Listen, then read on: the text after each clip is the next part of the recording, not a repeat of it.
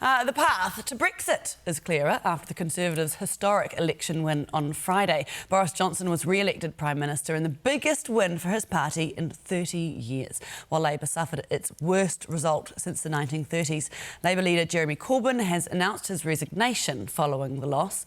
So what does this election mean for the UK and for the rest of the world? For more on this, we're joined by foreign policy expert and Otago University Professor Robert Patman. Good morning. Good morning, Hayley. So, first of all, how did Boris Johnson win so decisively?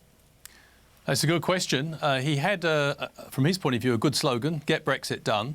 He also was quite evasive with the media. He didn't make himself readily available to questioning on a daily basis, and particularly in one-to-one interviews.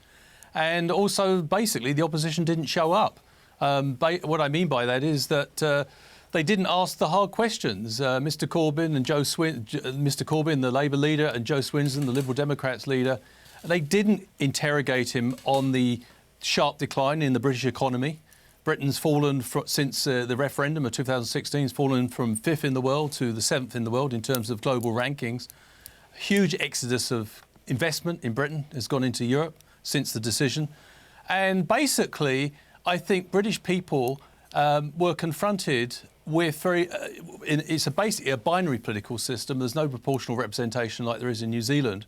And they basically felt the two most likely contenders were Corbyn or Johnson. On balance, they decided to go with Johnson. Most British people, I think, it's difficult to assess from this distance, but I think most of them have no illusions about Mr. Johnson, that he has a record of being economical with the truth.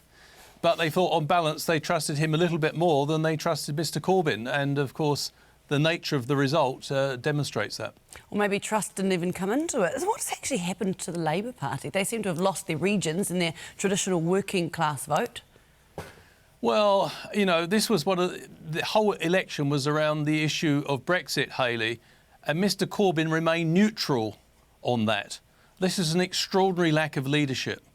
And basically, since 2017, it's become clear that the EU referendum was far from free. It was marred by electoral irregularities, systemic data crime. Facebook was fined the maximum under British law, and also now well-documented foreign interference. Mr. Corbyn didn't take up any of these issues. And he was basically a pro-Brexit person himself. His party is largely Remainer. And as a result, the overall stance that emerged was ambiguous. And I think a lot of Labour's traditional supporters just could not identify with Mr. Corbyn's lacklustre performance. And as a result, they went for the slightly more dynamic and extroverted Mr. Johnson. How significant will this win be for Boris Johnson and the Conservatives? Well, we've got to, I think, keep this in perspective, Hayley. He's got a landslide victory of 162 seats. But he's only achieved a 1% increase on Mrs. May's performance in 2017. In fact, if you really want to put this in perspective, more people voted for parties favouring Remain parties than they did those favouring Brexit parties. But, you know, under the British system, he's won. But if he was in New Zealand, he would still be scratching around for a coalition partner since he's got 43% of the vote. But, as I say, under the British system, he's won decisively, and I think he will now go about energetically trying to implement his agenda. You say trying to implement his agenda. What is that agenda? Oh, that's a good question, isn't it? Clearly, getting Brexit done, that snappy little slogan, well, they've had 3 years to get Brexit done, and they still haven't. I don't think we should hold our breath about that. That was enough to... it sounds very active, doesn't it?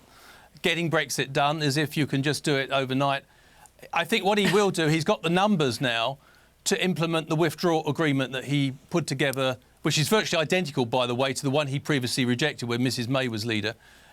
He's got the numbers now to get that through. The trick will be signing a trade deal with the EU, and the EU were dismissive when Mr.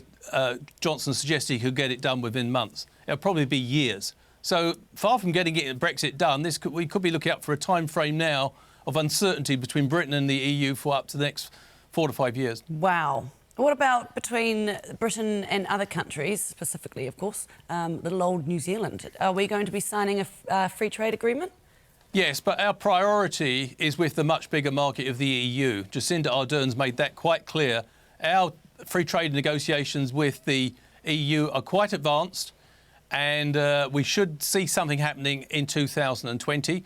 I think Britain will be slightly down the queue, but not far behind. New Zealand's in a lucky position, really, because we have free trade agreements with both the EU, the much bigger market, and the much reduced market, from Britain's point of view, of 65 million. When I talk about a bigger market, the EU has a market of over 500 million people. This is an extraordinary situation because one of the implications of this is that Brexit could bring the breakup of the UK. Scotland will certainly not accept leaving the EU, and nor will the EU supporting Scotland to remain. So what Brexit will come, it will come at the cost probably of the breakup of the UK. Scotland will probably remain in the EU, and unbelievably, Brexit could also achieve the unification of a united Ireland within the EU. So there's some big changes and tumultuous times ahead. Huge. Thank you so much, Robert Patman from Otago University. Always a pleasure. Thank you. It's